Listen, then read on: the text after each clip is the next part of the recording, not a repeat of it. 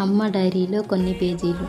ఈ బుక్ నేను జస్ట్ టైంపాస్కి చదవడం స్టార్ట్ చేశాను. బట్ చదవడం కంప్లీట్ అయ్యాక అనిపించింది ఇది జస్ట్ ఒక బుక్ కాదు, ఒక ఫీలింగ్, ఒక జర్నీ, ఒక అమ్మతో ఉండే బాండింగ్. ఈ బుక్ చదివినప్పుడు కొన్ని పేజీలో వాళ్ళు నవ్వుతుంటే నేను నవ్వాను, వాళ్ళు ఏడుస్తుంటే ఆటోమేటిక్గా నా కళ్ళలో కన్నీళ్ళు వచ్చాయి. స్టోరీలో డ్రామా లేదు, బట్ లవ్, సైలెంట్ ఎమోషన్స్ చాలా స్ట్రాంగ్గా ఉన్నాయి. మనందరి లైఫ్లో జరిగిన అన్టోల్డ్ మూమెంట్స్ని కొన్ని పేజీలో పెట్టినట్టు ఉంటుంది.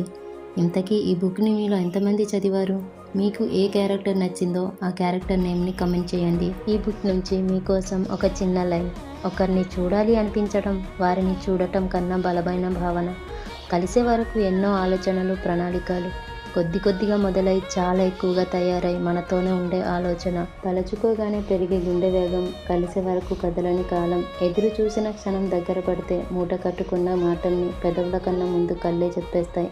రామ్ని చూడాలనిపిస్తుంది. ఈ స్టోరీలో నన్ను నేను చూసుకున్న క్యారెక్టర్ సారిక. మీకే క్యారెక్టర్ నచ్చిందో కామెంట్ చేయండి.